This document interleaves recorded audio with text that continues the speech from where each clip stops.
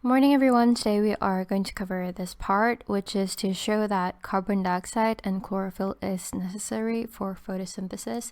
But before we get into that, let's do a recap session from our previous lesson.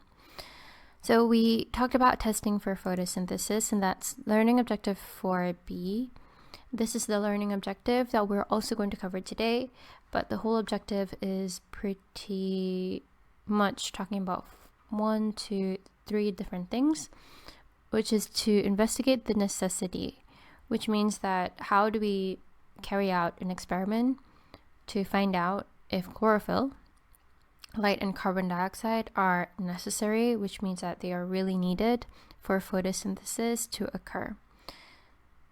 So light and chlorophyll are both a condition for photosynthesis, but the one raw material that's important is carbon dioxide.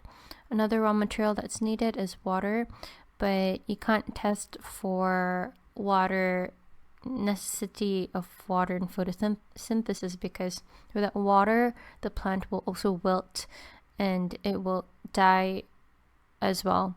So the only things we can test for is chlorophyll, light, and carbon dioxide. So we covered light the other day, but before that, I needed to tell you guys about destarching the plant. That's really important to do first. So what is destarching the plant? We need to know about how plants form starch first. Photosynthesis actually makes glucose, and when you have a lot of glucose, if you have excess of it, the plants can actually convert that into starch. So what they do is that they join up all these little glucose molecules together to make a bigger polysaccharide, aka a macromolecule. And this starch can be stored firstly in the leaves, and then after that it can be transferred into sinks. So sinks are anywhere in the plant that can store the nutrients. So for example, fruits and tubers. Tubers are the ones that are underneath the soil. So for example, potatoes is a tuber. And what is destarching? Destarching means that you're going to remove the starch from the leaves. You don't really remove it, but what you're actually doing is that you're going to make it into, like, expose the plant into a condition where the enzymes will convert all the starch that's in the leaf and convert it back to glucose. And so how do we destarch the plant? All we have to do is just keep the plant in darkness for just 2 days. So anywhere that there's no light, like a cupboard, would be a pretty good place. Where do you destarch? When do you destarch the plants? You do this before you start any of the experiment to test for anything. Why do you want to do that? Because we want to have the starch to be absent at the beginning of the experiment, because we're testing for starch at the end of the experiment. If starch is already there, then we can't prove that photosynthesis occurred, hence producing the starch after the experiment. So at the end of the experiment, if starch is formed in the leaves, we can confirm that photosynthesis took place while you carry out the experiment. So how do you test for the necessity of light in photosynthesis? Necessity of light. Light means that sunlight. So what we can do is we need to block the leaves from receiving sunlight. Step 1, remember, before any experiment, we need to destarch the potted plants by placing it in darkness for 2 days. And then step 2, you're going to remove one of the leaves, and then you're going to check it for starch. And then if this one remains yellow brown, that means, okay, you're good to go. You can start your experiment now. After that, you're going to sandwich one of the leaf that is on top of, on one of the potted plant. So in this potted plant, there's lots of leaves, but just one of them, you're going to, or if you want to do more than that, but actually just say you're gonna do it on one leaf. So you sandwich a leaf that is still attached to the plant between 2 pieces of black paper. So this black color is going to block the light. And each paper has like a pattern cut from it. So this pattern here, so it shows that in the middle you are giving it light. So this part, this other area is not going to receive light. You fasten it using paper clips and place the plant in strong sunlight. So this usually occurs in a few hours to 8 hours. After a few hours or 8 hours, you're going to remove that leaf over there, and then you're going to test it for starch. So step 5, you observe for any color changes. If you have a yellow brown to blue black, that means that starch is present. No color change is seen, that means it remains yellow. The leaf remains yellow brown. We can conclude that starch was not present. So the results we're going to see is something like this. So the regions that were uncovered, so this part and this part, you can see that it wasn't covered by the black paper. They're going to be stained blue black. That means that starch is present here. And even the star over there wasn't covered with any black paper. That means that it can still carry out photosynthesis and starch is present there. But the regions that were covered with the black paper, they didn't receive any sunlight, so it remains yellow brown. Okay, so today we are going to check out the necessity of carbon dioxide first. To find out whether carbon dioxide is necessary for photosynthesis, what we need to do is we're going to use 2 potted plants instead. So we're going to place them in the dark for 2 days. So instead of just 1, you're going to do 2 of them. And then you're going to remove 1 leaf from each of the potted plant, and you're going to test it for photosynthesis. Remember, you boil it to kill not to kill, but to stop the enzymes from converting the starch back to glucose. And after that, add ethanol and heat it up as well. And after that, you're going to get a fully white color leaf, and then you add iodine. So this should remain yellow brown. That means that starch was not present at the beginning of the experiment. We're going to do this for both of the potted plants. After that, you're going to take 1 of the potted plant and you're going to cover it with a polyethylene bag, and you secure it tightly to prevent carbon dioxide from escaping the soil.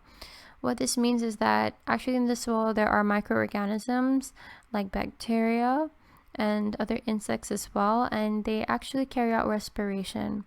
So remember that respiration is a process that produces energy, but you also release carbon dioxide as a byproduct. So you don't want this carbon dioxide from the bacteria and the insects to supply it to the leaves. What this bag does is that it will prevent any carbon dioxide from escaping and giving the leaves carbon dioxide. So what you're going to do is you're going to place this in a bell jar, and also don't forget to insert a cork here to prevent any air from actually entering as well. And you're going to place a small beaker of sodium hydroxide right here. What the sodium hydroxide does is that it absorbs carbon dioxide from the air inside the jar. So you're going to call this jar Jar A. You have to have a tightly fitting cork because you don't want the air outside that contains carbon dioxide to enter in here. So Jar A actually contains the conditions where carbon dioxide will be absent. So the inside the jar, the air doesn't have any carbon dioxide. So with that, we also need to have a control for the experiment. So this means that it's going to contain the normal conditions, which is it will have or it will be exposed to carbon dioxide. So you're going to cover the second pot with a polyethylene bag as well. I would do this because you want to have it pretty much in similar equal conditions, and you're going to secure it tightly to prevent any carbon dioxide from escaping the soil. Again, we want the carbon dioxide instead here. Only air passing through the bell jar supplies the bell jar with carbon dioxide. You place that 1 pot in the bell jar like this, and then you're just going to call this jar B. Step 6, take a leaf from each of the plant So from jar A and jar B, and both of them we're going to test it for starch. So again, you boil it in hot water to stop the enzymes from converting the starch back to glucose. Then you're going to place it in ethanol and heat it up as well. And once you heat it up, you're going to test it for starch using iodine. What are the results of the experiment for this? The leaf from jar A, so before iodine, it's gonna all be white, and the leaf in jar A will actually remain yellow brown, but the leaf from jar B will turn from yellow brown to blue black. So this shows that photosynthesis actually occurred at jar B, because in jar B, it's the leaves here were exposed to carbon dioxide, and this one doesn't have carbon dioxide, so it couldn't carry out photosynthesis. Okay, next we're going to talk about necessity for chlorophyll. For this, I'm going to introduce you to something I'm sure that you've seen before, are called variegated leaves. So some plants, they have leaves that have like whitish parts and other parts are green. What I'm showing you is actually, this is from 2009, so long ago, but this article is actually talking about how some plants actually, it's not like they pretend to be ill, but more like they have adapted in a way that they mimic these things right here. So on the left hand side, you can see that this leaf is damaged. It says here, damaged by mining moths. So moths, they give birth, and not they give birth, they lay eggs, and the eggs hatch into little larvae, and the larvae would feed on the leaf, giving these kind of designs right here. And over here is actually a plant of a similar species, I think, but it has the pattern, but it doesn't have the larvae. So what they are actually showing here is the fact that the patterns are pretty similar to the ones with a larvae. That right there is a larvae, and it's actually eating the leaf. So some of the scientists were saying that these plants who actually have both white and green parts might have evolved and adapted to prevent, to actually mimic having these patterns, because actually when the moths, they can see that the leaf has been eaten by other larvae, they actually avoid that leaf. So this could be a survival adaptation. So these leaves are what we call variegated leaves. Variegated leaves are leaves that have both green and non-green parts, as the green parts contain chlorophyll. So just a green part of the leaf contains chlorophyll. That means that they can carry out photosynthesis, but the non-green parts, they don't contain chlorophyll. So that means that they cannot absorb sunlight and hence cannot carry out photosynthesis.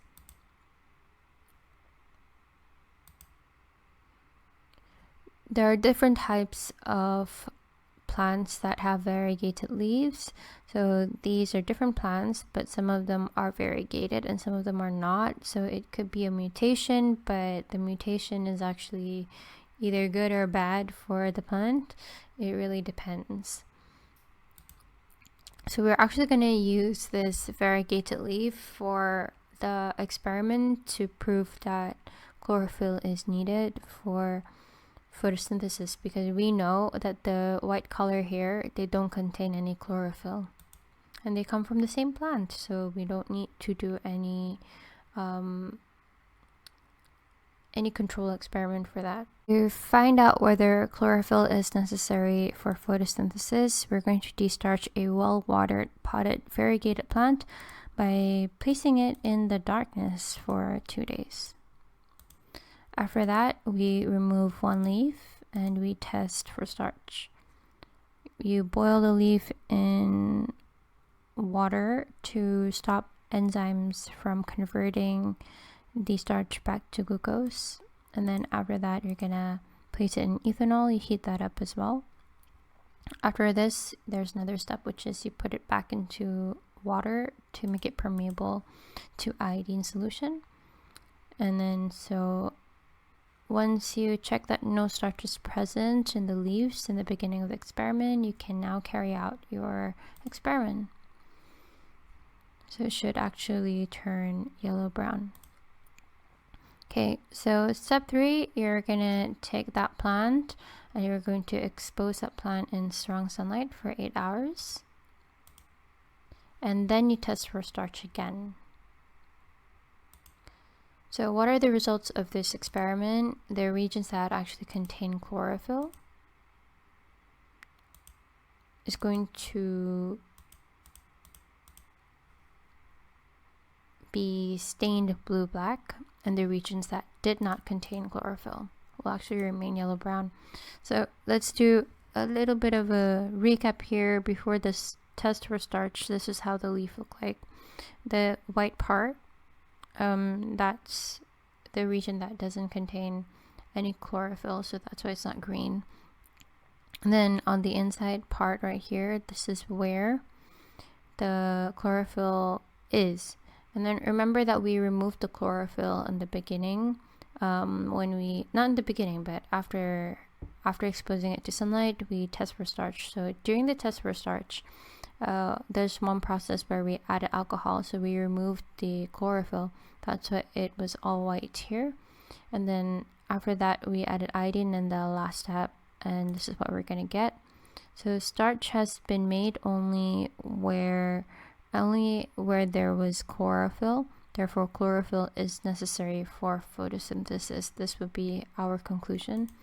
And yellow-brown shows that starch was not present and was not made at the area that doesn't contain chlorophyll. So that's the end of that learning objective. So we're going to move on to the next one on Wednesday. So thank you guys. Have a good day.